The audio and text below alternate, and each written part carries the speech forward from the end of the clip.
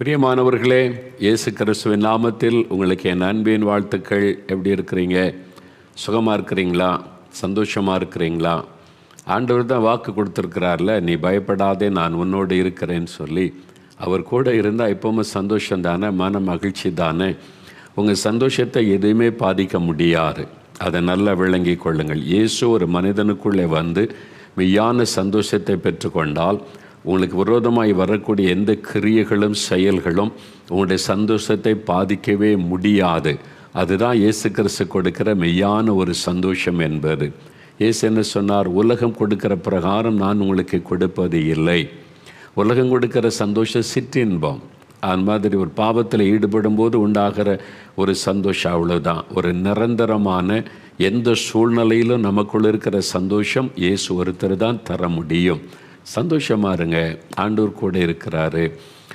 என்ன நடந்தாலும் வீட்டுக்குள்ளே, வெளியில், வேலை செய்கிற இடத்துல, வசிக்கிற இடத்துல பொல்லாத மனிதர்கள், பொறாமை கொண்ட மனிதர்களால் வரக்கூடிய தீங்குகள் இதெல்லாம் அந்த உலகத்தில் சகஜம். என்னால் பொல்லாத இருதயம் கொண்ட மக்கள் தான் நிறைந்திருக்கிறாங்க இந்த கடைசி காலத்தில்.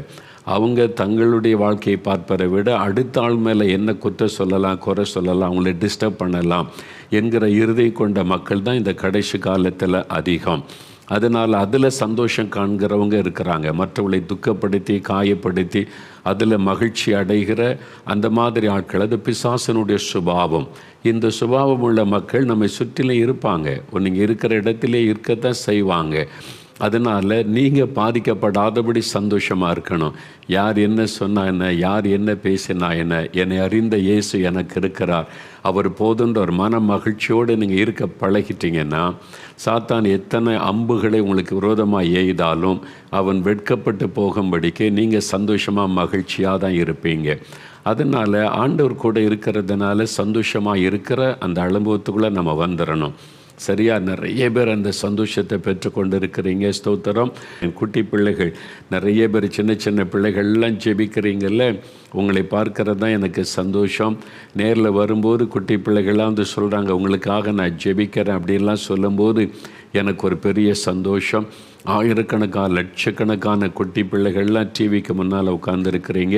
உங்கள் வீட்டில் எல்லோரும் வந்துட்டாங்களான்னு பாருங்கள். பைபிளோடு வந்து உட்காரணும். வேத வசனம், இன்றைக்கி நிறைய வேத வசனத்திலிருந்து வாசித்து தியானிக்க போகிறோம்.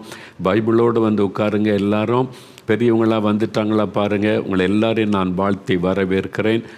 அவருடைய செட்டைக்குள்ளே வைத்து நம்மை மூடி பாதுகாக்கிற தேவன் என்று அவரை குறித்து நாம் பார்க்கிறோம். 91ஆம் சங்கீதத்தில் உன்னதமானவரின் மறைவு. நாம் வாழ்கிற உலகம் ஆபத்துகள் நிறைந்த உலகம். ஒரு கொள்ளை நோய் போனால் அடுத்த கொள்ளை நோய், ஒரு ஆபத்து போனால் அடுத்த ஆபத்து, பலவிதமான தீங்குகள் நிறைந்த ஒரு உலகம் இது. நாம் கண்கூடாக பார்க்கிறோம். எத்தனையோ ஆபத்துகள் நம்ம நோக்கி வருகிறது. கண்ணுக்கு தெரிகிற ஆபத்துகள், தெரியாத ஆபத்துகள். அப்போ இதுக்கெல்லாம் விலைக்கு நாம் பாதுகாக்கப்பட தேவனுடைய அடைக்கலத்துக்குள்ளே நம்ம இருக்கணுமா? ஆண்டவருடைய பாதுகாப்புக்குள்ளே நாம் இயேசுவின் இரத்தத்தினால் கழுவப்பட்டு தேவனுடைய பிள்ளைகள் என்ற அனுபவத்தை பெறும்போது தேவனுடைய பாதுகாப்பு நம்முடைய குடும்பத்தின் மேலே உண்டாகிறது. அதை நீங்கள் விசுவாசிக்கணும். விசுவாசித்த ஆண்டவரே, உங்களுடைய செட்டையின் மறைவில் என்னையும் என் குடும்பத்தையும் வைத்து நீங்கள் பாதுகாக்கிறதற்காய் ஸ்தோத்திரம். அப்படி சொல்லும்போது தான் அந்த ஆசீர்வாதத்தை நீங்கள் உணர முடியும்.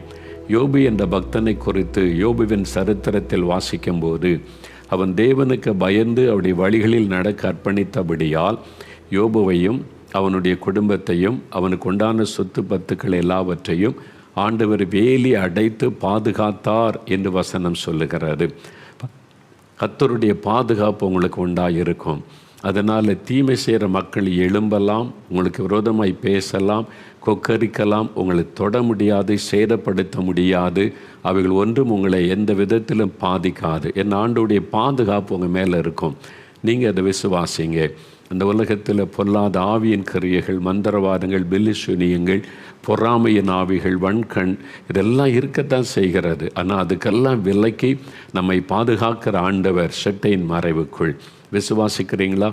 தினமும் அந்த வசனங்களை சொல்லி நீங்கள் ஸ்தோத்திரம் பண்ணுங்கள். 91ஆம் சங்கீதத்தை வாசித்து உங்கள் வீட்டை சுற்றிலும் தேவனுடைய பாதுகாப்பு இருப்பதை நீங்கள் உணர முடியும்.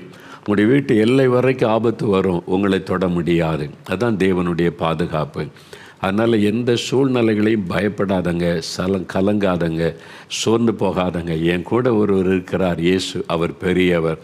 என்னை பற்றி அவருக்கு தெரியும். யார் வேண்டுமானால் என்னன்னாலும் பேசிட்டு போட்டும், சொல்லிட்டு போகட்டும். என்னை அறிந்த என் நேசர் எனக்கு இருக்கிறார், நான் அவருக்குள்ளே சந்தோஷமாக இருப்பேன் அப்படின்னு மகிழ்ச்சியாக இருங்க. அவருடைய பாதுகாப்புக்குள்ளே இருக்கிறீங்க, அவ்வளோதான். அவங்க எதுவும் உங்களை சேதப்படுத்தாமல் காத்து நடத்துவார். சரியா? ஆண்டவருக்குள்ளே சந்தோஷமாக இருங்க. இப்போது சாட்சிகளை வாசிக்க போகிறேன். நிறைய பேருக்கு ஆண்டவர் அற்புதம் செய்து நிறைய சாட்சிகள் வருகிறது. ஆண்டவருக்கு ஸ்தோத்திரம். நிறைய பேர் நேரில் வந்து சொல்ல விருப்பமாக இருக்கிறீங்க. ஏற்ற நேரத்தில் உங்களை அழைப்போம், நீங்கள் நேரில் கூட வந்து சாட்சிகளை சொல்லலாம். உங்களுடைய அனுபவத்தை சொல்கிறீங்க. இது எல்லாமே வந்து இவங்களெல்லாம் நான் நேரில் பார்த்ததே கிடையாது. ஆனால் இந்த நிகழ்ச்சியை பார்த்து அவங்க ஜெபம் பண்ணி இயேசுவனிடத்தில் இந்த அற்புதங்களை பெற்றுக்கொண்டு அந்த அனுபவத்தை நமக்கு எழுதுகிறாங்க. அந்த எழுதுகிற போது சும்மா அனுப்புகிற எல்லாத்தையும் வாசிப்பதில்லை. அவங்க ஃபோன் நம்பர் இருக்கணும், அவங்களுடைய அட்ரஸ் இருக்கணும், முடிஞ்சால் அவங்களுடைய ஃபோட்டோ நம்மகிட்ட வரணும். அது பிறகு அவங்களுக்கு ஃபோன் பண்ணி நம்முடைய ஊழியத்திலிருந்து அவங்களோட பேசுவாங்க. உங்களுக்கு என்ன நடந்துச்சு, நீங்கள் எழுதுனது உண்மைதானா, என்ன நடந்து, இதை வெரிஃபை பண்ணி அதை கன்ஃபார்ம் பண்ண பிறகு தான் அந்த சாட்சிகளை தான் உங்களுக்கு நாங்கள் வாசிக்கிறோம். இல்லை நீங்கள் யார் கேட்டாலும் சொல்லுவீங்களா? எங்கன்னா சில நாங்கள் தைரியமாக சொல்லுவது எங்களுக்கு ஆண்டவர் கொடுத்த அனுபவம், அதெல்லாம் நாங்கள் பேசின பிறகு தான் இவங்களிடத்தில் இந்த சாட்சி வாசிக்கப்படுகிறது. நிறைய சாட்சி வருது, எல்லாத்தையும் சொல்ல டைம் கிடையாது. சில சாட்சிகளை வாசிக்கிறோம். ஏன்னா இன்றைக்கு உங்களுக்கு ஒரு அற்புதம் தேவை. ஏதோ ஒரு பிரச்சனையில் பாதிக்கப்பட்டிருக்கிறீங்க, பயம், கலக்கம், தூக்கமே வரலை, ஒரு போராட்டம், உங்களுக்கு ஒரு விடுதலை தேவை. இன்றைக்கு இயேசு விடுதலை தருவார். கேன்சர், ஆஸ்துமா, ஆர்த்ரைட்டிஸ், ஏதோ ஒரு வியாதி, அந்த நோயினால் பாதிக்கப்பட்டிருக்கீங்களா, உங்களுக்கு ஒரு சுகம் தேவை. அது மாதிரி திருமண காரியம் நடக்க மாட்டேங்குது, குழந்தை செல்வம் கிடைக்கல, பிஸ்னஸ் ஆரம்பிக்க முடியல, தடை நீங்கள் உங்களுக்கு ஒரு அற்புதம் தேவை. இயேசு அந்த அற்புதம் செய்வார். ஏதோ ஒரு காரியத்தில் ஒரு நிம்மதி இல்லை, சமாதானம் இல்லை, பாவத்தை விட முடியல, எந்த பிரச்சனையாக இருந்தாலும் இயேசு கிறிஸ்துவிடத்தில் உங்களுக்கு பதில் உண்டு, உங்களுக்கு ஒரு அற்புதம் உண்டு. இந்த சாட்சிகளை வாசித்த பிறகு 5 நிமிடம் ஜெபிக்க போகிறோம். ஆயத்தமாக இருங்க. உங்கள் வீட்டில் இயேசு இருக்கிறார். நீங்கள் இந்த வசனத்தை எங்கே உட்கார்ந்து கேட்டுக்கொண்டிருந்தாலும் உங்கள் பக்கத்தில் இப்போ இயேசு பிரசன்னமாக இருக்கிறார். அவரிடத்துலேருந்து கேட்டு அற்புதத்தை பெற்றுக்கொள்வதும் பெற்றுக்கொள்ளாததும் உங்ககிட்ட தான் இருக்குது. நீங்கள் விசுவாசத்தோடு கேட்டால் உடனே அற்புதம் நடந்து விடும். அதனால் இப்போ நம்ம இந்த சாட்சிகளை கேட்ட பிறகு ஜெபிக்க போகிறோம். சரியா? சகோதரி செல்வி கோவில்பட்டியிலிருந்து அவங்க பெற்றுக்கொண்டதை எழுதியிருக்கிறாங்க. நான் இயேசுவை அறியாத குடும்பத்தில் பிறந்தவள். என்னுடைய மதத்தில் நான் மிகவும் வைராக்கியமாக பக்தியுடன் இருந்து வந்தேன். நன்றாக போய்கொண்டிருந்த வாழ்க்கையில் 5 லட்சம் ரூபாய் கடன் ஆகிவிட்டது. கடனை அடைக்க கோவிலாக போய் நாங்கள் நம்பி வந்த தெய்வத்தையெல்லாம் வேண்டி நின்றோம். எங்களால் கடனை அடைக்க முடியவில்லை. நானும் என் கணவரும் தற்கொலை செய்து எங்களுடைய வாழ்க்கையை முடித்து கொள்ளலாம் என்று முடிவெடுத்து இருந்தோம். பாருங்க, கடன் அது ஒரு பெரிய அடிமைத்தனம், பெரிய பாதிப்பை உண்டாக்கும். கடன் கொடுத்தவங்க வந்து பேசுகிற வார்த்தைகள் இருதயத்தை காயப்படுத்தி இதோட செத்து போயிடலான்னு தோன்றும்.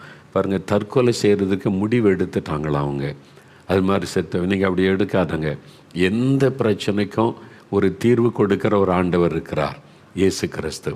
எவ்வளோ பெரிய கடன் பிரச்சனையும் அவரால் மாற்ற முடியும். எவ்வளோ பெரிய வியாதியும் அவர் சுகமாக்க முடியும். எத்தனை வருட பாவ பழக்கத்திலிருந்து விடுதலை கொடுக்க முடியும். எவ்வளோ பெரிய குடும்ப பிரச்சனையும் அவரால் மாற்ற முடியும். தவறான முடிவு எடுக்காதங்க. உங்களுக்கு ஒரு வாழ்க்கை கொடுக்குற ஆண்டவர் இருக்கிறார். பிறகு இதற்கு தவறான முடிவு எடுக்கணும். பாருங்கள், இவங்களுக்கு இயேசுவை தெரியாததுனால அவங்க தற்கொலை பண்ண முடிவு எடுத்திருந்தோம். 2021 ஆண்டு பிப்ரவரி மாதத்தில், ஒரு வருஷத்துக்கு முன்னால் 2021 பிப்ரவரி மாதத்தில் ஒரு நாள் வெறுப்பாக உட்கார்ந்து டிவி சேனல்களை மாற்றி மாற்றி பார்த்து கொண்டிருந்தேன். ஒரு சமாதானம் இல்லை, ஒரு வெறுப்பு, செத்து போயிடணும், நமக்கு யாரும் இல்லை உதவி செய்ய, யாருமே ஹெல்ப் பண்ண மாட்டேங்க, நம்பின காரியெல்லாம் கைவிட்டது. அப்படியே டிவியை மாற்றிக்கிட்டே இருந்திருக்கிறாங்களாம். அப்பொழுது சத்தியம் டிவியில் நீங்கள் பேசி கொண்டிருந்தீர்கள். உங்களை பார்க்க பிடிக்காமல் இந்த 4 மாடிக்காரருக்கு வேறு வேலையே இல்லை போல இருக்குது என்று திட்டிவிட்டு சேனலை மாற்றிவிட்டேன். அப்படி என்னை திட்டுறவங்களும் நிறைய பேர் இருக்காங்க. அவங்களுக்காக ஆண்டவரை துதிக்கிறேன். இந்த ஆளுக்கு வேறு வேலையில் ஏசு ஏசு ஏசுன்னு பேசிக்கிட்டே இருக்கிறாரு. ஏசுதான் ஏசுதான் சொல்லிக்கிட்டே இருக்காரு. பாருங்களா, அவங்க அந்த 4 மாடிக்காரருக்கு வேறு வேலையே கிடையாது. இதுதான் ஒரு வேலை அப்படின்னு சொல்லி திட்டுறவங்க இருக்கிறாங்க. அது மாதிரி அவங்களும் திட்டியிருக்கிறாங்க. திட்டிட்டு சேனலை மாற்றிட்டாங்க. சேனலை மாற்றி விட்டேன். அடுத்த வாரம் ஞாயிற்றுக்கிழமையும் சேனலை மாற்றி கொண்டிருந்த போது சத்தியம் டிவியில் உங்களுடைய ஜெபம் முடியும் நேரத்தில், கடைசி நேரம், அந்த ஜெபம் முடிகிற நேரத்தில் கடன் பிரச்சனை மாறணுமா ஜெபம் செய்யுங்கள் என்ற வார்த்தையை கேட்டதுமே, அதான் கடன் பிரச்சனை மாறணுமா இயேசுகிட்ட ஜெபம் கேட்ட உடனே என்னையே அறியாமல் கதறி கதறி அழுது நீங்கள் சொல்லி கொண்டிருந்த மாதிரியே நானும் இயேசுவிடம் கேட்க தொடங்கிவிட்டேன். பார்த்தீங்களா, சிம்பிள் கார். இயேசுவே இந்த கடன் பிரச்சனை விடுதலை கொடுங்கன்னு அவங்களுக்கு வேறு மார்க்கமே இல்லை. வாழ்க்கையை விரக்தியாகிவிட்டார். அழுது ஜெபிச்சிருக்கிறாங்க. அதன் பிறகு உங்களுடைய நிகழ்ச்சியை தொடர்ந்து பார்த்து இயேசுவை முழு மனதாக ஏற்றுக்கொண்டு ஜெபம் செய்ய ஆரம்பித்தேன். 10 மாதத்தில் என்னுடைய கடனில் 4 லட்சம் ரூபாய் கடனை அடைத்து விட்டோம். எங்கள் குடும்பத்திற்கு இயேசு வந்ததுமே இதுவரை நாங்கள் அனுபவிக்காத சமாதானத்தையும் சந்தோஷத்தையும் அனுபவித்து வருகிறோம். இதாங்க இயேசு கிறிஸ்து கொடுக்கிற மிகப்பெரிய ஆசீர்வாதம், சந்தோஷம், சமாதானம். சமாதானம் என்பது உள்ளத்தின் ஆழத்தில் ஆத்ம அமைதி, நிம்மதின்னு சொல்கிறோம் பார்த்தீங்களா, அதான் அந்த சமாதானம். அதான் டிவைன் பீஸ், தெய்வீக சமாதானம். சந்தோஷம் என்பது எப்பொழுதும் நம்முடைய மன மகிழ்ச்சியை வெளிப்படுத்தி கொண்டே இருப்பது சந்தோஷம். இந்த ரெண்டையுமே ஆண்டவர் கொடுத்துட்டார். கடந்த மாதம் நானும் என் கணவரும் ஞானஸ்நானம் எடுத்து வெளியரங்கமாய் எங்களுடைய விசுவாசத்தை அறிக்கை செய்தோம். தற்கொலை எண்ணத்தை மாற்றி பல வருடமாய் அடைக்க முடியாமல் இருந்த கடன் பிரச்சனையிலிருந்து விடுதலை தந்து சமாதானத்துடன் வாழ செய்கிற இயேசுவுக்கு நன்றி செலுத்துகிறோம். பாருங்கள், யாரும் இவங்களை மோகன்லாஸை மதம் மாற்றிட்டாரு அப்படின்னு சொல்லாதங்க. இவங்களை நான் நேரில் கூட பார்த்ததே கிடையாது. அவங்க வசனத்தை கேட்டு இயேசுவிடத்தில் ஜெபம் பண்ணி அற்புதம் பெற்றுக்கொண்டாங்க, சமாதானம் பெற்றுக்கொண்டாங்கல்ல. நிம்மதி, எங்கேயுமே கிடைக்காத நிம்மதி, சமாதானம், அதை பெற்றுக்கொண்டாங்க. தான் பெரிய ஆசீர்வாதம். அந்த பெற்றுக்கொண்ட உடனே ஆண்டவர்களுக்கு அற்புதம் செய்து விடுதலை கொடுத்த உடனே இயேசுவை குடும்பமாக ஏற்றுக்கொண்டாங்க. ஆண்டவருக்கு ஸ்தோத்திரம். கர்த்தர் அந்த குடும்பத்தை ஆசீர்வதிக்கட்டும். தேவனுடைய குடும்பத்திற்குள் வந்த உங்களுடைய குடும்பத்தை நாங்கள் இயேசுவின் நாமத்தில் வாழ்த்துகிறோம். சகோதரி, கர்த்தர் ஆசீர்வதிக்கட்டும். அப்புறம் இன்னொரு மகள், வாலிப மகள் கிருபா என்று கிருஷ்ணகிரியிலிருந்து எழுதியிருக்கிறாங்க. கிருபா என்கிற வாலிப மகள், எனக்கு 9 வயதாக இருக்கும்போது வலிப்பு வர ஆரம்பித்தது. தொடர்ந்து மாத்திரை போட ஆரம்பித்தேன். மாத்திரை போட்டாலும் அந்த வலிப்பு வரும். ஒரு முறை வலிப்பு வந்துவிட்டால் 15 நிமிடத்திற்கு எனக்கு சுய நினைவே இருக்காது. உடல் அளவிலும் மனது அளவிலும் மிகவும் பாதிக்கப்பட்டிருந்தேன். அடிக்கடி என் வீட்டின் முன் என்னை மருத்துவமனைக்கு கொண்டு போக ஆம்புலன்ஸ் வந்து நிற்கும். இப்பொழுது என் வயது 23. பாருங்கள், 9 வயதிலிருந்து இந்த வலிப்பு ஃபிட்ஸ்னால் எவ்வளோ கஷ்டம் இல்லை. ஒரு பெண், ஒரு வாலிப பிள்ளை, 23 வயசு ஆயிற்று. அடிக்கடி அவங்க வீட்டுக்கு முன்னால் ஆம்புலன்ஸ் நிற்க. ஏன்னா அந்த பிள்ளைக்கு வலிப்பு வந்துட்டு ஆஸ்பத்திரி கொண்டு போவது எவ்வளோ ஒரு வேதனை இல்லை. எதிர்காலம் கேள்விக்குரிய மாதிரி ஒரு வேதனையில் வாழ்ந்த ஒரு மகள். அப்போ இப்பொழுது என் வயது 23. ரொம்ப நாளாக நான் சாப்பிட்டு வந்த மாத்திரைகளின் பக்க விளைவாக கடந்த 1 வருடமாக மனநிலையில் பாதிப்பு வந்தது. ஒரு வியாதிக்கு மருந்து சாப்பிட்டா அடுத்த வியாதி வந்துடுது. பக்க விளைவு, சைடு எஃபெக்ட்ஸ் பார்த்தீங்களா. அதற்கும் மாத்திரை எடுக்க ஆரம்பித்து அதுக்கு வேறு இன்னொரு மாத்திரை. இப்படியாக நான் வியாதியின் கொடூரத்தில் இருக்கும்போது தான் உங்களுடைய ஜெபிக்கலாமாக நிகழ்ச்சியை பார்க்க ஆரம்பித்தேன். என்னை ஊழியத்திற்கு ஒப்பு கொடுத்து பொருத்தனை செய்து ஜெபம் செய்ய ஆரம்பித்தேன். எனக்கு சுகம் கொடுங்க, நம்முடைய ஊழியம் செய்கிறேன், அவங்க மகிமைப்படுத்துகிறேன்னு ஒப்பு கொடுத்து அந்த மகள் ஜெபிச்சிருக்கிறாங்க. நான் ஒப்பு கொடுத்த ஜெபித்த நாளில் இருந்தே எனக்கு வலிப்பு நோய் வருவது நின்று விட்டது. 9 வயசில் ஆரம்பித்தது, 23 வயசு வரைக்கும் இருந்தது. பாருங்கள், இயேசுக்கு தன்னை ஒப்பு கொடுத்து ஜெபித்த உடனே வலிப்பு வியாதி மறைந்தது. நான் மாத்திரையும் இப்பொழுது எடுத்துக்கொள்வதில்லை. இப்பொழுது நான் நல்ல சுகத்துடன் இயேசுவை துதித்து ஆராதித்து வருகிறேன். 14 வருட வியாதியின் பிடியிலிருந்து எனக்கு விடுதலை கொடுத்து ஊழியம் செய்கிற வாஞ்சையையும் கொடுத்த இயேசுவுக்கு என் வாழ்நாளெல்லாம் ஊழியம் செய்து சாட்சியாக நிற்பேன். இப்போ விளங்குதா ஏன் இந்த இயேசுவை பற்றி அறிவிக்கிறாங்க? மதம் மாற்றுறாங்களா? நான் பெற்ற இன்பம் பெருகைய வையகம் எனக்கு கூட நான் பெற்ற இந்த சந்தோஷத்தை எல்லாரும் பெறணும். அதுதான் அறிவிக்கிறோம். நான் மரணப்படுக்கையில் இருந்தேங்க. நான் ரொம்ப பக்தி உள்ளவன். நாமம் போட ஐயா வழி சொல்லுவான் தெரியுமா, நாமம் போடாமல் வெளியே வரமாட்டேன் சாயங்காலமானா. அந்த மாதிரி ஆள். நான் சென்னையில் இருக்கும்போது சந்தனம் போட்டு வச்சு தான் ஸ்கூலுக்கு போவேன். என் பக்தியை யாரும் மாற்ற முடியாது. இயேசு பற்றி சொல்ல வந்த கோபம் வருங்க, திட்டி அனுப்பினங்க. இப்போ இயேசுவை பரிகாசம் பண்ணினங்க. அப்போ நான் மரணப்படுக்கையில் சாக கிடந்தேன். எங்கள் அப்பா அம்மா எல்லா தெய்வத்துக்கு எவ்வளோ பொருத்தனை பண்ணாங்க, எவ்வளோ பணம் செலவு பண்ணாங்க, எல்லாம் செய்கிறோம் கூட ஒருத்தர் எனக்கு உதவி செய்யாத போது நான் கேவலமாக பேசினேன். இயேசு எங்கள் வீட்டுக்கு வந்தார். சென்னையில் பாடின்ற இடத்துல இருந்தோம். ஒரு கிறிஸ்தவ நண்பர் ஜெபிக்கும் போது இயேசு எங்கள் வீட்டுக்குள்ளே வந்து என்னை தொட்டு சுகமாக்கி என்னை எளிமை நடக்க பண்ணினார். இன்னைக்கு இந்த உயிர் இயேசு கிறிஸ்து கொடுத்த பிச்சை. அவர் என்னை தொட்டு குணமாக்கி எனக்கு அற்புதம் செய்தார்ல.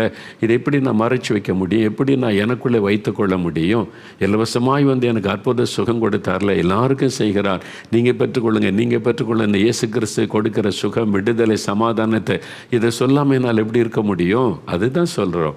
அந்த மகள் பாருங்க, 14 வருஷ வியாதிங்க, வலிப்பு வியாதி. ஆம்புலன்ஸ் எப்போவுமே வீட்டுக்கு முன்னால் அடிக்கடி வரும். எப்படி இருந்திருக்கும்? இன்றைக்கி இயேசு சுகம் கொடுத்துட்டார்ல, விடுதலை கொடுத்துட்டார்ல, இதை சொல்லாமல் எப்படி இருக்க முடியும்? இது எத்தனை பேர் கஷ்டப்படுறாங்களோ அவங்களும் விடுதலை பெறட்டும், அவங்களும் நன்மை பெறட்டும்னு சொல்லுவது தான் சுவிசேஷம், நற்செய்தி அறிவிப்பது. எதைத்தான் மரம் மாற்றுறாங்கன்னு அதுக்கு ஒரு சின்ன குரூப் இருக்கிறாங்க. அவங்களுக்கு பணம் கொடுத்து அதுக்கு கூலிக்கு வேலை செய்கிறவங்க அதை பற்றியே பேசிக்கிட்டே இருப்பாங்க. அவ்வளோதான். இது அனுபவம், எக்ஸ்பீரியன்ஸ். இதை உங்களால் தடுக்க முடியாது. இதோடைய அனுபவங்க. அது சொல்லிக்கிட்டே இருக்காங்க. இது லட்சக்கணக்கான பேர் எழும்பிட்டாங்க. இனி யாரை நீங்கள் தடுக்க முடியும்னு நினைக்கிறீங்க? இந்தியா முழுவதும் கோடிக்கணக்காக எழும்பி கொண்டு இருக்கிறாங்க. அவங்களுடைய அனுபவத்தை ஷேர் பண்ணுறாங்க. அவ்வளவுதான். அப்போ பாருங்கள், இதுதான் காரியம். இப்போ அந்த மகளுக்கு 14 வருஷ வியாதி சுகமாயிட்டில்ல. இன்றைக்கி உங்கள் வீட்டில் யாராவதுடைய குழந்தைகள், சின்ன பிள்ளைகள், வாலிபர்கள் பாதிக்கப்பட்டிருந்தேன், எல்லாருமே ஊழியம் செய்ய ஒப்பு கொடுக்கணும்னு அவசியம் இல்லை. இயேசுவுக்காக நான் வாழுவேன், சாட்சியாக நான் வாழுவேன், இயேசுவுக்கு பிரியமான ஒரு பரிசுத்த வாழ்க்கை வாழுவேன்னு ஒப்பு கொடுங்க, போதும். இயேசு சுகமாக்கிடுவார்.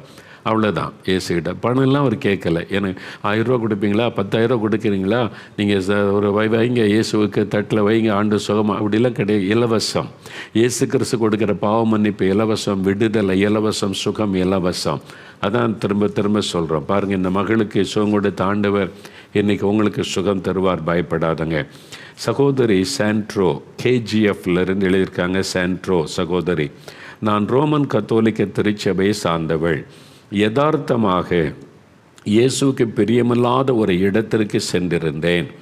அங்கு போய் வந்ததில் இருந்து என் பேச்சு, என்னுடைய செயல் அனைத்திலும் மாற்றங்கள் இருந்தது. என்னை மந்திரவாதியிடம் அழைத்து சென்றார்கள். மந்திரவாதியும் எனக்குள் ஒரு ஆவியை புகுத்திவிட்டால் சரியாகிவிடும், உள்ளே சென்ற ஆவி குறி சொல்லவும் ஆரம்பித்துவிடும் என்று சொன்னார். உண்மையாக நடக்கிறது. அவங்க இருக்காங்க, வேண்டாம், அவங்கள சந்தித்து நீங்கள் பேசிக்கொள்ளுங்க. இப்படிலாம் நடக்குமா? உலகத்தில் என்னென்னவோ நடக்கிறது. நிறைய பேர் அறியாமல் இருக்கிறோம். பாருங்கள், அந்த மந்திரவாதி சொல்லியிருக்கிறான், நான் உனக்குள்ளே ஒரு ஆவி இருக்குது, அதான் உனக்குள்ளே இப்படி பிரச்சனை உண்டாகுது, நான் ஒரு ஆவியை உனக்குள்ளே அனுப்புகிறேன். அவனால் அதுதான் அனுப்ப முடியும். மந்திரவாதி என்றவன் பிசாசை வச்சு மந்திரவாதம் செய்கிறவன். அந்த மந்திரவாதம் செய்கிறது இந்திய அரசியலமைப்பு சட்டத்தின்படி தப்பு. அவனை அரெஸ்ட் பண்ணி உள்ளே போடலாம். அதனால தான் ரகசியமாக செய்கிறாங்க. நீங்கள் பாருங்கள், அவன் என்ன சொல்கிறான் பாருங்கள், ஒரு ஆவியை உனக்குள்ளே நான் அனுப்புகிறேன், அந்த ஆவி உனக்குள்ளே புகுந்துட்டா நீ குறியெல்லாம் சொல்லலாம் என்று சொன்ன உடனே சரியாகிவிடும், ஆவியை உனக்கு சரியாகிவிடும், உள்ளே சென்ற ஆவி குறி சொல்லவும் ஆரம்பித்து விடும் என்று சொன்னார். எனக்கும் குறி சொல்ல வேண்டும் என்ற எண்ணத்தில் சரி என்று சந்தோஷமாய் சொல்லிவிட்டேன். பார்த்தீங்களா, இதுதான் பிசாசனுடைய வஞ்சகம். குறி சொல்லுகிற ஆவி என்பது ஒரு பொருளாத ஆவி, மக்களை அடிமைப்படுத்தும் ஆவி. இதை குறித்து பைபிளில் இருக்குது. அப்போஸ்தலர் நடபடிகளில் ஸ்பிரிட் ஆஃப் பைத்தான், அதுக்கு பேர் ஸ்பிரிட் ஆஃப் பைத்தான். அது ஒரு சர்ப்பத்தின் ஆவி, பாம்பின் ஆவி. அதான் குறி சொல்லும். குறி சொல்லுது கரெக்டாக தான் இருக்குன்னா பிசாசுக்கு தெரியும் உங்களை பற்றி. இதுவரை உங்கள் வாழ்க்கையில் நடந்த எல்லாமே பிசாசுக்கு தெரியும். ஆனால் எதிர்காலத்தை குறித்து அவனுக்கு தெரியாது. ஆனால் ஒரு 4-5 சொல்லுவான், அதில் ஒன்று நிறைவேற்ற கூட ஆமாம் சொன்னாங்க நிறைவேற்றிட்டு அப்படின்னு நினைப்பீங்க. இதுதான் சாத்தானுடைய வஞ்சகம் என்பது. முன்னால் நடந்த எல்லாத்தையுமே பிசாசு சொல்லிடுவான். அது ஒரு ஆவி தானே, எல்லாமே தெரியும். இப்போ வீடு இங்கே இருக்குது, உனக்கு இப்படி இருக்குது, உனக்கு அப்படி நடந்துச்சு, இப்படி நடந்துச்சோன்னு, ஆமாம் எல்லாம் அப்படியே நடந்துச்சே, பிசாசுக்கு தெரியும், எல்லாமே தெரியும்.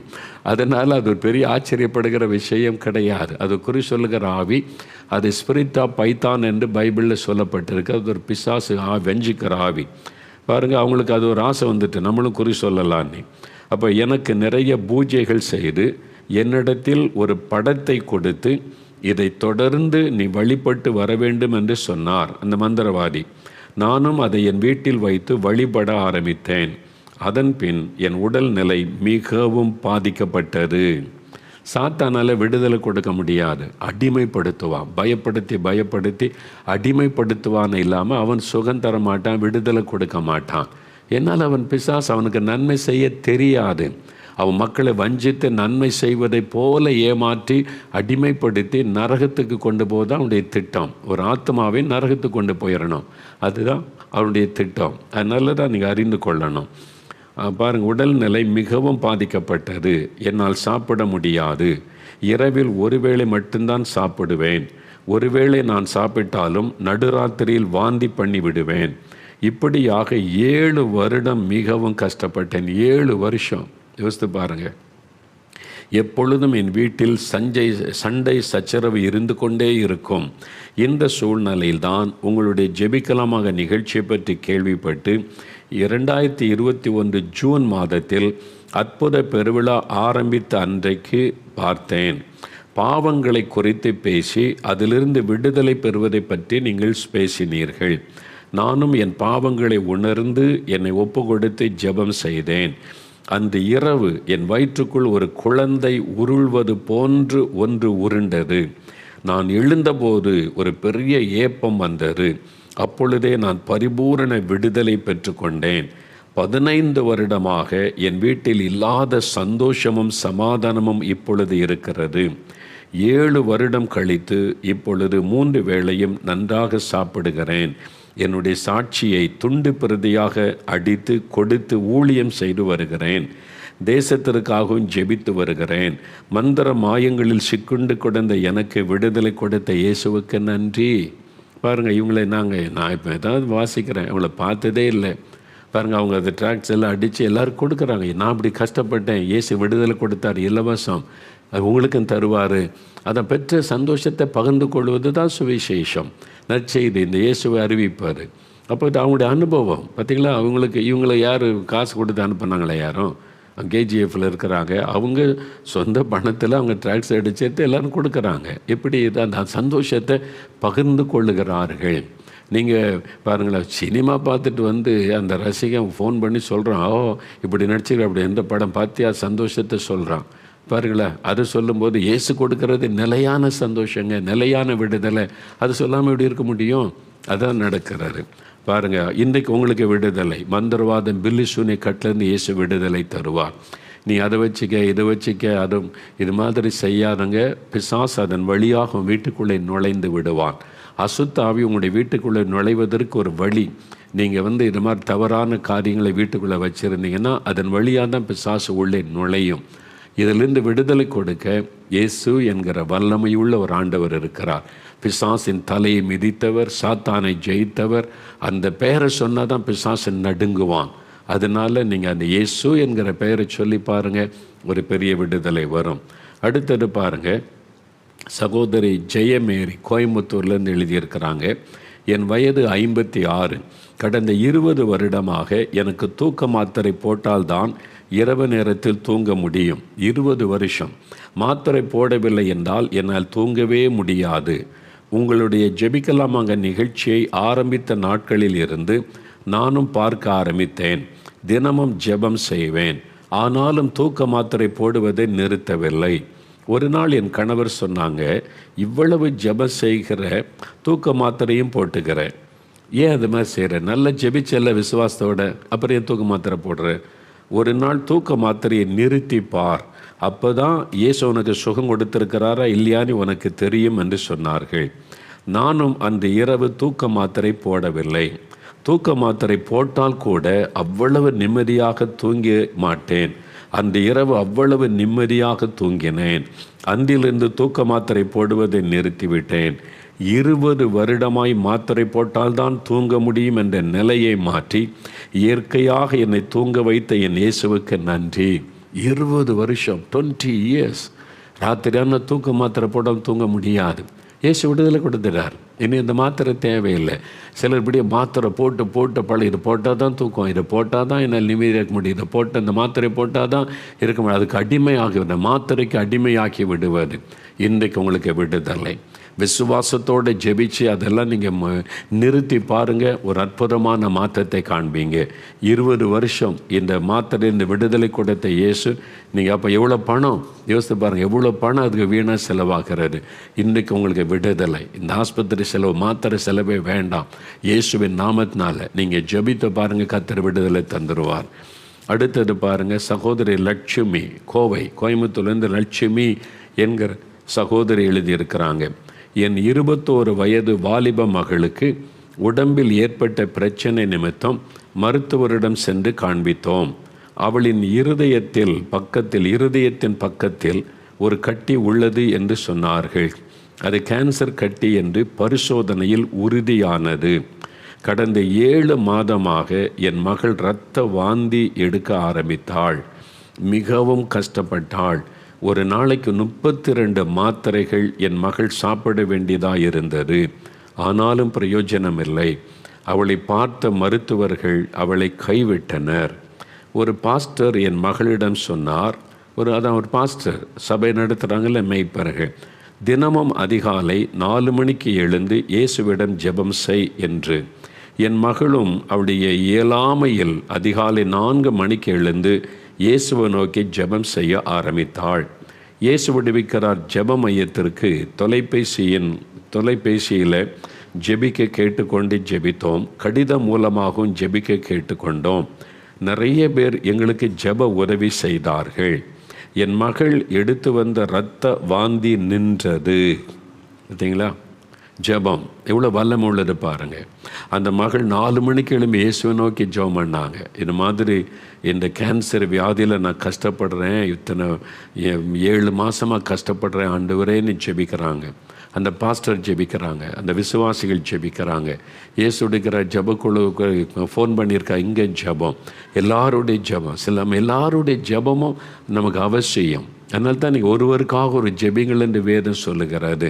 நீங்கள் உங்களுடைய சபையில் சொல்லி ஜெபிக்க சொல்லுங்கள், உங்கள் பாஸ்டரை ஜெபிக்க சொல்லுங்கள், தெரிந்த ஊழியரை ஜெபிக்க சொல்லுங்கள். சில காரியத்துக்கு எல்லாரும் இணைந்து ஜெபிக்கும்போது பலருடைய ஜெபம் பல்லவத்துக்கு போகும்போது அங்கே தேவனுடைய கிருபை பெருகும். அது மாதிரி தான் எல்லாரும் ஜெபிச்சிருக்காங்க. அந்த மகளுக்காக அந்த ஊரில் இருந்த பக்கத்தில் இருந்தவங்கெல்லாம் ஜெபிச்சிருக்கிறாங்க. எல்லாருடைய ஜெபத்தை கேட்டு ஆண்டவர் என்ன செய்திருக்கிறார் பாருங்கள். என் மகள் எடுத்து வந்த இரத்த வாந்தி நின்றது. இரத்த வாந்தி முதல்ல நின்றது. அதன் பிறகு என் மகளை பரிசோதித்து பார்த்தபோது அவளுக்கு கேன்சர் இல்லை என்ற முடிவு வந்து விட்டது. முன்னால் கேன்சர் இருந்துச்சு, கட்டி இருந்துச்சு, அதனால் இரத்த வாந்தி. ஜெபத்துக்கு பிறகு கேன்சரை காணும். அதுதான் உண்மை. Cancer disappeared. கேன்சர் சரித்தொட்டு போய்விட்டது. மருத்துவர்களே ஆச்சரியப்பட்டு போயினர். என்னங்க அவளுக்குள்ளே கட்டி இருந்துச்சு, கேன்சர் வாந்தி எடுத்து இனி அவ்வளோதான் நிலைமையில் இருந்தால் எங்கே போச்சு கேன்சர்? காணவில்லை. பார்த்தீங்களா? மருத்துவர்களே ஆச்சரியப்பட்டு போயினர். வேறு ஏதாவது ட்ரீட்மெண்ட் எடுத்தீர்களா என்று கேட்டார்கள். அவள் சாப்பிட்டு வந்த மாத்திரை கூட குப்பையில் நாங்கள் எறிந்து விட்டோம். இப்பொழுது என் மகள் நன்றாக இருக்கிறாள். இயேசுதான் என் மகளுக்கு தகுந்த நேரத்தில் ஆலோசனை கொடுத்து ஜெப உதவி கிடைக்கச் செய்து என் மகளை மீண்டும் உயிரோடு நிற்கச் செய்திருக்கிறார். இயேசுவுக்கு நன்றி. லட்சுமி என்கிற அந்த அன்பு சகோதரி, ஒரு வாலிப மகள், இப்படி மரணப்படுக்கையில் இருந்த தாய், அந்த குடும்பத்தின் உள்ளம் எப்படி இருந்திருக்கும்? இயேசு விடுதலை கொடுத்துட்டாருங்க. உங்களுக்கு செய்வார். விசுவாசத்தோடு நீங்கள் கேளுங்க. விசுவாசத்தோட இயேசுவேன்னு கூப்பிடுங்க. அந்த நாமத்தை சொல்லி, பெயரை சொல்லி கூப்பிடுங்க. அற்புதம் நடக்கும். அவ்வளோதான். அடுத்தது கடைசியாக பாருங்கள், சகோதரி கிளாரின், பெங்களூரில் இருந்து கிளாரின் என்கிற சகோதரி. நான் 2014ஆம் ஆண்டு ரட்சிக்கப்பட்டு இயேசுவுக்குள் நன்றாக இருந்து வந்தேன். நாளடைவில் பின்மாற்றம் அடைந்து விட்டேன். டிக்டாக் என்ற செயலிக்கு நான் முழு அடிமையாக இருந்தேன். எப்பொழுதும் என்னை நானே வீடியோ எடுத்து அதை பதிவிட்டு நிறைய பேர் என்னை பார்க்கும்படி செய்வேன். எப்படியாவது ஃபேமஸ் ஆகிவிட வேண்டும் என்ற எண்ணம் எனக்கு இருந்தது. அதற்காக சில நடிகர்களைப் போல இமிட்டேட் செய்து வீடியோவை ஷேர் செய்து வருவேன். அதில் எனக்கு எத்தனை லைக்ஸ் கிடைக்கிறது என்பதை பார்த்து தான் பொழுதுபோக்கு, அப்படி பார்ப்பது தான் என் பொழுதுபோக்கு. 2019 எனக்கு திருமணமானது. அதன் பிறகும் என்னுடைய பொழுதுபோக்கை நான் குறைத்து கொள்ளவில்லை. டிக்டாக் செயலியை இந்தியாவில் தடை செய்தபோது நான் மனதளவில் மிகவும் பாதிக்கப்பட்டேன். அதன் பிறகு இன்ஸ்டாகிராமில் ரீல்ஸ் என்ற செயலியை பின்தொடர்ந்தேன். எனக்கு குழந்தை பிறந்தவுடன் என் குழந்தை எப்பொழுது தூங்கும் என்று காத்திருப்பேன். என் குழந்தை தூங்கியதும் வீடியோக்களை எடுத்து ஷேர் செய்வேன். 2020 ஜெபிக்கலாமாங்க நிகழ்ச்சியையும் பார்ப்பேன். பார்க்கும்போது தீர்மானம் செய்து கொள்ளுவேன், நாளையில் இருந்து வீடியோவை ஷேர் பண்ணுவதை நிறுத்திவிட வேண்டும் என்று. மறுநாள் எல்லாவற்றையும் மறந்துவிட்டு மறுபடியும் ஷேர் செய்து வந்தேன். கடந்த அற்புத பெருவிழாவில் நீங்கள் இந்த அடிமைத்தனத்தை குறித்து பேசி கொண்டிருக்கும் போதே நீயும் அடிமைத்தனத்திலிருந்து வெளியே வந்து என்னுடன் நேரத்தை செலவழி என்ற ஒரு குரல் என் உள்ளத்தில் கேட்டது. யார் அது? இயேசு. அதான் இயேசு பேசுகிறார். உள்ளத்தில் ஆண்டவர் பேசுகிறார். என்ன பேசுகிறார்? மகளே, நீ அந்த அடிமைத்தனத்திலிருந்து வெளியே வந்து என் கூட நேரத்தை செலவு பண்ணு. இயேசு அன்பா கூப்பிட்றார். நீ என்னுடைய மகள், நான் உன்னுடைய தகப்பன், என்கிட்ட நேரம் செலவு பண்ணி ஏன் இப்படி வீணா இதற்கு அடிமையாக இருக்கிறேன்னு ஆண்டவர் பேசினார். அந்த குரல் கேட்கும்போதே என் உடல் ஜில்லிட்டு சிலிர்த்து போனது. ஆண்டவர் பேசும்போது அதை உணர்ந்திருக்கிறாங்க. உடனே என்னை அழுது ஒப்பு கொடுத்து ஜெபித்தேன். இயேசுவே எனக்கு வேண்டாம் நீ அழுது ஒப்பு கொடுத்து ஜெபித்தாங்க. ஜெபம் முடிந்ததுமே கிட்டத்தட்ட 300 வீடியோக்களை வைத்திருந்தேன். அத்தனையும் டெலிட் செய்தேன். இப்பொழுது ஒரு புது சிருஷ்டி ஆனதை போன்று உணர்கிறேன். அதான் புது சிருஷ்டி. இதான் ரட்சிப்பு, இதான் மறுபடியும் பிறந்த அனுபவம், இதுதான் மனம் திரும்பின அனுபவம். அவங்க சொல்கிறாங்களே, புது சிருஷ்டி ஆனதை உணர்கிறேன், ஒரு புதிய இருதயம், புதிய வாழ்க்கை, இதுதான் மறுபடியும் பிறந்த அனுபவம். இன்னொரு இன்னொரு பிறவியெல்லாம் கிடையாது. நல்லா அறிந்து கொள்ள. 7 பிறவி 8 பிறவி, நாயாக பிறப்பீங்க, கோழியாக பிறப்பீங்க, அப்படி கிடையாது. அந்த சிருஷ்டிப்பிலே சிகரம் மனுஷன்தான். மனுஷனுக்கு மட்டும்தான் ஆத்மா. மனுஷன் இன்னொரு மிருகமெல்லாம் பிறக்க முடியாது. இந்த மாதிரி தவறான நம்பிக்கைக்கு இடம் கொடுத்து உங்களை ஏமாற்றி கொள்ளாதங்க. அப்போ மறுபடியும் பிறக்கணும்னா என்ன அர்த்தம்னா, செத்த பிறகு இன்னொரு இடத்துல போய் இன்னொன்று குழந்தைய பிறப்பது அல்ல. உலகத்தில் இருக்கும்போதே உடைய மனதில் புதிதான ஒரு மறுபிறப்பு, பழைய பாவத்திலிருந்து விடுதலை பெற்று புது மனுஷியாய் மாறுவது. இந்த அனுபவத்தை தருகிறவர் இயேசு கிறிஸ்து. பரிசுத்த ஆவியானவர் மூலமாய் புது சிருஷ்டியாய் மாற்றுகிறார். அதான் பாருங்கள், அந்த அனுபவத்தை எழுதியிருக்கிறாங்க. இப்பொழுது தினமும் 2 மணி நேரம் ஜெபம் செய்து வேதம் வாசித்து தேவனோடு ஐக்கியமாய் இருந்து வருகிறேன். கிட்டத்தட்ட 6 வருடமாய் அடிமைத்தனம் என்ற சேற்றில் இருந்த என்னை தூக்கி எடுத்து விடுதலை கொடுத்த இயேசுவுக்கு நன்றி. பாருங்கள், இவ்வளோ சாட்சிகளை கேட்டிங்கல்ல. இப்போ இதே மாதிரி உங்களுக்கு ஒரு அற்புதம் நடக்கணும்ல. ஏதோ ஒன்றுக்கு அடிமையாக இருக்கிறீங்க, விடுதலை பெறணும். கேன்சர் உங்களுடைய சரீரத்தை பாதித்திற்கு விடுதலை வேணும். ஃபிட்ஸ் வியாதி பிசாசினால் உண்டான போராட்டம் ஒரு விடுதலை வேணும். மந்திரவாதம் பில்லி சுன்னித்தினால் பாதிக்கப்பட்டு கஷ்டப்படலாம், விடுதலை வேணும். அல்லது உங்களுக்கு சமாதானம் வேணும், பாவ மன்னிப்பு வேணும், கடன் பிரச்சனை விடுதலை வேணும். இவங்களுக்கெல்லாம் அற்புதம் செய்து இயேசு உங்களுக்கு தரப்போகிறார். ஒரு 5 நிமிடம் ஜெபிக்க போகிறேன். சரியா? முடிந்தால் முழங்கால் படிட்டு கொள்ளுங்கள். அல்லது அப்படியே கண்களை மூடி இயேசுவை கண் முன்னால் நிறுத்தி, இயேசுவே இவங்களுக்கெல்லாம் நீங்கள் அற்புதம் செய்தீங்களே, எனக்கும் செய்யுங்க. எனக்கும் இன்றைக்கு ஒரு விடுதலை வேணும், சுகம் வேணும், சமாதானம் வேணும், நிம்மதி வேணும். என் குழந்தைக்கு சுகம் வேணும், என் கணவருக்கு சுகம் வேணும், என் பிள்ளைக்கு ஒரு விடுதலை வேணும், எனக்கு வேணும். நீங்கள் கேளுங்க. உங்களுக்கு ஒரு பாவத்திலேருந்து விடுதலை வேணும், இந்த அடிமைத்தனத்தை இந்த விடுதலை வேணும், இந்த மதுபான பழக்கம், போதை வஸ்துகள், இந்த புகைப்பிடிக்கிற பழக்கம், தீய பழக்கங்கள் வேண்டான இருதயத்தில் கை வைத்து, இயேசுவே சிலுவையில் எனக்காக நீங்கள் ரத்தம் சிந்தினீங்க, எனக்காக நீங்கள் பலியானீங்க, அந்த இரத்தத்தின் வல்லமையினால் இருதயத்தை கழுவுங்க, விடுதலை கொடுங்கன்னு கேளுங்க. வியாதிப்பட்ட இடத்துல கை வைங்க. வியாதி உள்ள இடத்துல எங்கே சுகம் வேணும்? கண்களில் சுகம் வேணும்னா கண்ணில் கை வைங்க. இருதயத்தில் சுகம் வேணும்னா இருதயத்தில் கை வைங்க. எங்கே வலி வேதனை கட்டிகள் இருக்கிறதோ கை வைங்க. அல்லது வியாதிப்பட்ட யாராவது உங்களுடைய குடும்பத்தில் இருந்தால் உங்கள் வீட்டில் இருக்கிற ஒருவர் அவங்க மேலே கை வைங்க. இயேசுவே நான் உம்முடைய நாமத்தினாலே ஜெபிக்கிறேன். இயேசுவே இயேசுவின் நாமத்தில் என் குழந்தைக்கு சுகம் உண்டாகட்டும். இயேசு கிறிஸ்துவின் நாமத்தில் என் கணவருக்கு சுகம் உண்டாகட்டும். இயேசு கிறிஸ்துவின் நாமத்தில் இந்த பிசாசு எங்கள் வீட்டை விட்டு வெளியேறட்டும். இயேசு கிறிஸ்துவின் நாமத்தில் இந்த பயத்தின் ஆவி விலகட்டும். இந்த மந்திர வல்லமைகள் இயேசு கிறிஸ்துவின் நாமத்தில் அழியட்டும். இயேசுடைய பெயரை சொல்லுங்க, இயேசு கிறிஸ்துடைய பெயரை சொல்லுங்க. இயேசு கிறிஸ்துவின் நாமத்தில் விடுதலை, இயேசு கிறிஸ்துவின் நாமத்தில் சுகம், இயேசுவின் நாமத்தில் அற்புதம் உண்டாகட்டும், விடுதலை உண்டாகட்டும். சமாதான நிம்மதி எனக்கு வேணும். இன்றைக்கு எனக்கு விடுதலை கொடுத்து நிம்மதி கொடுங்க, சமாதானம் கொடுங்க. இந்த தூக்கத்தை கெடுக்கிற ஆவியெல்லாம் விலகட்டு. இனி எனக்கு தூக்க மாத்திரைலாம் வேண்டாம். நான் தூக்க மாத்திரை போட்டு தூங்கக்கூடாது. எனக்கு நீங்கள் நல்ல நித்திரை கொடுங்க. இயேசு கிறிஸ்துவின் நாமத்தில் தூக்க மாத்திரை போகட்டும். என்னை விட்டு வீட்டை விட்டு வெளியேறி போகட்டும். ஆமென். ஜோமனுங்க தூக்க மாத்திரை இயேசுவின் நாமத்தில் எங்கள் வீட்டை விட்டு வெளியேறி போகட்டும். இனி அந்த மாத்திரைகளுக்கு வேண்டாம். இயேசுவின் நாமத்தில் நீங்கள் எனக்கு நல்ல நித்திரை தருகிற தேவன், சமாதானம் தருகிற தேவன். எங்களுடைய வாழ்க்கையை பாழாக்குகிற இந்த மாத்திரை மருந்துகள் எல்லாம் விலகி போகட்டும். ஆண்டவரே பூரண விடுதலைகளை கொடுங்க. நாங்கள் அதுக்கு அடிமைப்படக்கூடாது. இயேசுவின் நாமத்தில் ஜோமனுங்க. நீங்கள் தான் இன்னும் 2 நிமிடம் ஜெபிங்க. இயேசுவின் நாமத்தில் சுகம், இயேசுவின் நாமத்தில் விடுதலை, இயேசுவின் நாமத்தில் அற்புதம். சொல்லுங்க, வாய் திறந்து சொல்லுங்க. இயேசுவே தொடும், இயேசுவே விடுதலை தாரும், இயேசுவே அற்புதம் செய்யும், இயேசுவின் நாமத்தில் விடுதலை, இயேசுவின் நாமத்தில் சுகம். சொல்லுங்க. இயேசு கிறிஸ்துவின் நாமத்தில் விடுதலை பெற்றுக்கொள்றீங்க. இயேசு கிறிஸ்துவின் நாமத்தில் அற்புதம் நடக்கிறது. இயேசு கிறிஸ்துவின் நாமத்தில் அசுத்த ஆவிகள் விலகுகிறது. மந்திர பில்லிசுனிய வல்லமைகள் எரிகிறது இயேசுவின் நாமத்தில். தகடுகள் எரியட்டும் இயேசுவின் நாமத்தில். அந்த பொருளாதார பிசாசின் கிரியைகள் அழியட்டும் இயேசுவின் நாமத்தில். ஒவ்வொருவருக்கும் விடுதலை, இயேசுவின் நாமத்தில் விடுதலை. நீ தந்து விட்டதற்காக ஸ்தோத்திரம். இப்ப சொல்லுங்க, இயேசுவே ஸ்தோத்திரம்னு சொல்லுங்க. இயேசுவே உமக்கு ஸ்தோத்திரம் அப்படி சொல்லுங்க. வலதுகரம் வைத்து இயேசுவே ஸ்தோத்திரம், எங்களுடைய ஜெபத்தை கேட்டீர், விடுதலை தந்து விட்டீர், அற்புதம் செய்து விட்டீர். இயேசுவே ஸ்தோத்திரம், இயேசுவே ஸ்தோத்திரம், இயேசுவுக்கு ஸ்தோத்திரம். இயேசு கிறிஸ்துவின் நாமத்தில் ஸ்தோத்தரித்து ஜெபிக்கிறோம் பிதாவே. ஆமேன், ஆமேன். பாருங்கள், ஆண்டவர் அற்புதம் செய்துட்டாரு. இனிமேல் நீங்கள் என்ன செய்யணும்? இயேசுவே உமக்கு ஸ்தோத்திரம்னு ஆண்டவரை நீங்கள் துதிக்கணும். சரியா?